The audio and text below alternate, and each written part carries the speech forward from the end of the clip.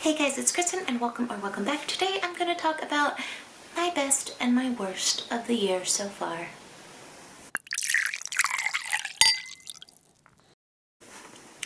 So it is almost the end of July and I just thought it would be fun to reflect on the books that I've read so far. I'm going to be focusing on January through the end of June, in which time I read 59 books. I'm currently sitting at 60. And my Goodreads goal for the year was 50, so I am actually feeling pretty, I guess impressed with myself. I don't know. Yeah. So I'm going to start with my top 5 favorite reads that I have read this year so far. These are in no particular order.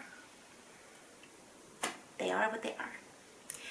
The first book is the On Honeymooners, and this is by Christina Lauren.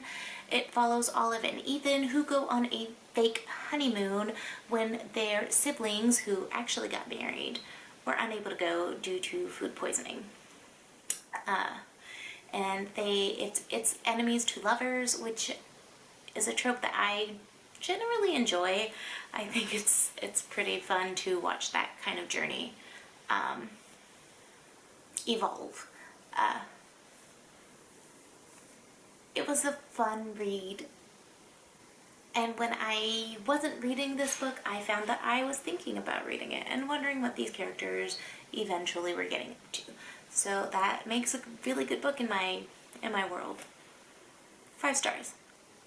The next book is probably no surprise, but it's The Women 4 by Jenna Glass. I really enjoyed this book. I mention it at least every other video.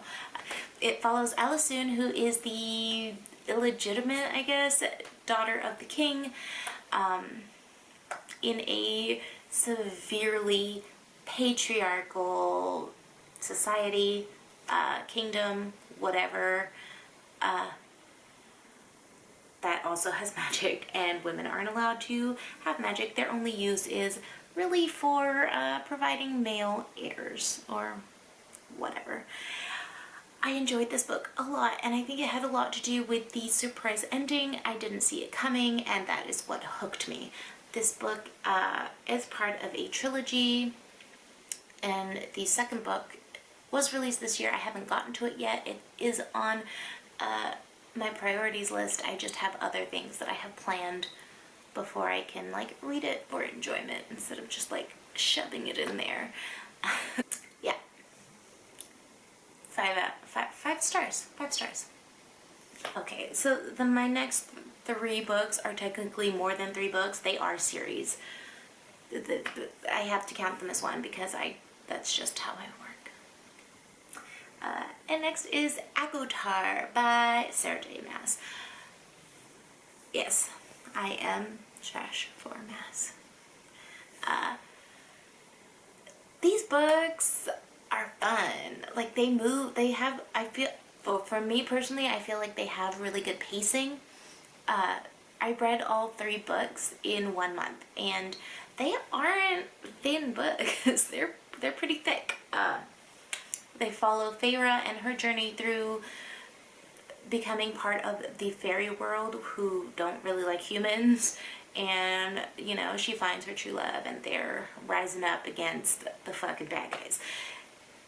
It's a really fun read, and I will say it was my first foray into fantasy that was also romance, that had sex scenes.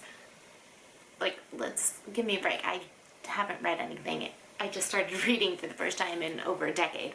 So I thought this was a really good book, especially since I wasn't an avid reader at the beginning of the year, and it just made me want to read, which is why I was able to flow through them within 1 month.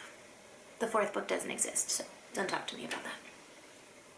The next books in my top 5 are the Crazy Rich Asians series by Kevin Kwan, which follows Rachel and Nick in their building life together when they're from vastly different worlds. with Nick being like fucking rich royalty and Rachel just being regular. These were also really good. I will say that I watched the movie before reading the first book, and I thought that was done so beautifully. Out of the three, I would have to say that the second book, China Rich Girlfriend, is my favorite. I thought there was some hilarious lines in the book. Yeah, obviously 5 stars.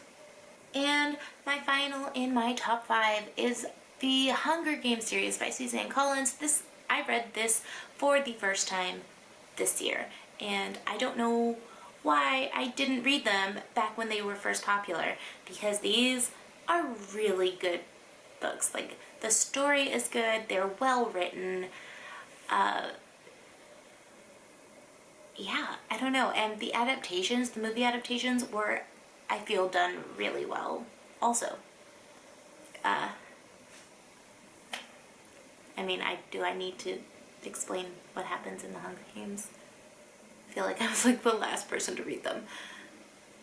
So that is my top 5. I do have 2 honorable mentions that I want to throw in there. The first is The Time Traveler's Wife by Audrey Niffinger. I didn't expect to like this book at all. It's not what I usually go for. I read it as part of a book club that I am part of on Facebook, and it was just a surprisingly enjoyable read, even if I didn't necessarily like our main character, Claire.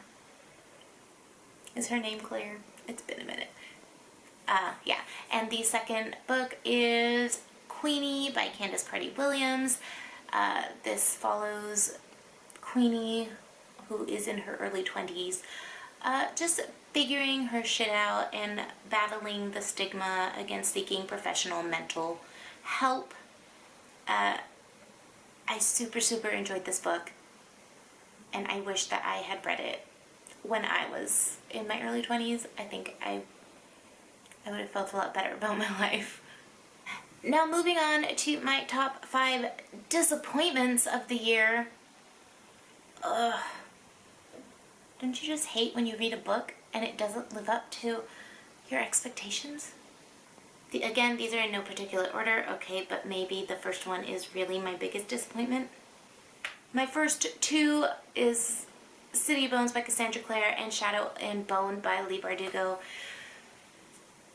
I really wanted to like these books, but I didn't. I have a whole video comparing these series and what I thought of them. They don't entice me. I don't know. My next disappointment would be The Pearl by John Steinbeck. This is a classic. I hated this book. It left me very shaken. And it's not because it's badly written, it's just because it wasn't a book for me. I hated it. It follows Kino, who is a pearl farmer, and like everybody is he finds this giant pearl, and he thinks it's going to bring him fortune enough for his family. He is married with a baby. And it's really just a story about greed that ends really badly, and I hated it. My next disappointment so far of 2020 was Awakened by James S. Murray and Darren Wehrmith. I really thought I was going to enjoy this book because I am a huge Impractical Jokers fan. James Murray is one of the 4 guys who are on that show. It reads it doesn't read well. It's about,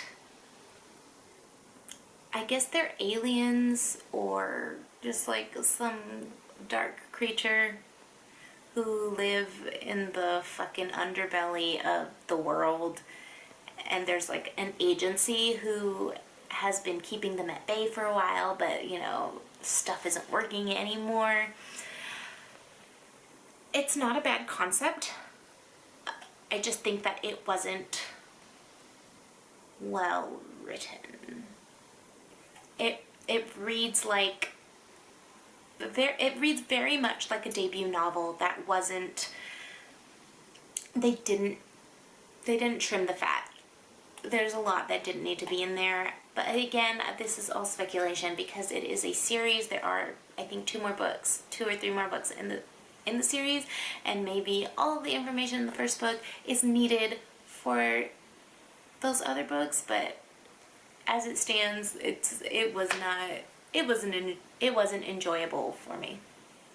And my last disappointment might actually come as a surprise, but it is Simon versus the Homo Sapiens Agenda by Becky Albertalli.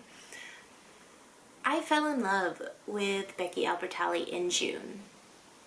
I read all 3 of the Simon verse books, which is Simon, Lay on the Offbeat, and the Upside of Unrequited. And I also read her co-write with Adam Silvera, What If It's Us?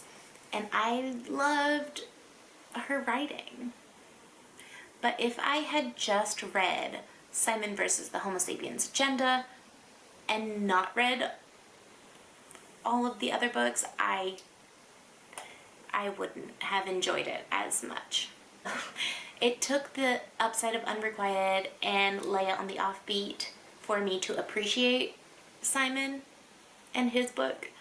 I expected it to be more enjoyable for me, especially with the hype and like the hype behind the movie and then the hype behind the Love Victor Hulu show. But it was just kind of like a mediocre read, and there's nothing wrong with that. It just wasn't. It was a little bit of a disappointment for me. But I still love that universe. If that makes, is that okay? I don't know. It's okay with me. So that is my top 5 best and worst reads of 2020 so far.